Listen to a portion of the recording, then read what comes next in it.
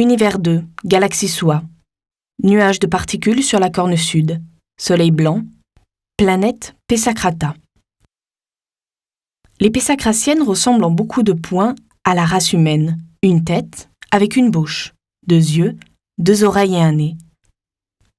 Il en est de même du reste de leur corps. Toutefois, elles sont légèrement plus grandes et d'apparence plus athlétique. Leur seule différence réside dans la circonférence de leur crâne, qui est le double du nôtre. Elles évoluent en société matriarcale. En effet, le système de sexe biologique fonctionne de la même manière que les humains, un sexe femelle et un sexe mâle. Toutefois, cette race alienne est castratrice et nourrit une vénération pour la vulve et une haine du sexe masculin. Ainsi, dès la naissance, lorsque l'enfant est muni d'un pénis, il est immédiatement opéré lors d'une cérémonie spécifique. Il s'agit de rentrer l'organe pour en faire un vagin non fonctionnel. L'opération se termine par l'ablation des testicules avec un couteau sacré, remis de génération en génération parmi les prêtres femmes suprêmes.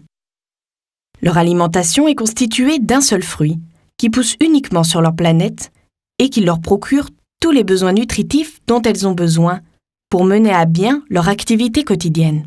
Étant donné que ce fruit est le seul aliment, elles ont trouvé de multiples manières de le cuisiner. Cuit, embouilli, émincé, glacé, fumé, séché, etc.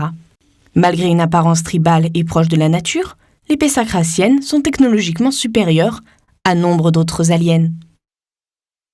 Leurs infrastructures cohabitent harmonieusement avec leur environnement et se fondent dans le paysage. La majeure partie de leur zone de production se situe sous la surface de la planète. On y produit principalement du métal contragravitationnel, qui leur sert à la construction de vaisseaux ultra-performants capables de naviguer dans l'antitemps. Socialement, elles s'organisent en groupes que nous pouvons apparenter à nos meutes de loups, avec notamment une meneuse. Leur culture esthétique est extrêmement réglementée et sophistiquée, l'usage de tissus très colorés est de mise, ainsi que le maquillage fabriqué à partir de plantes. Le temps de préparation est estimé à environ 2 à 3 heures humaines. Pour cette race, cela correspond à une dizaine de secondes. Elles communiquent par vibration de cordes vocales. Voici une idée de leur dialecte sous forme d'un poème très populaire dans leur culture.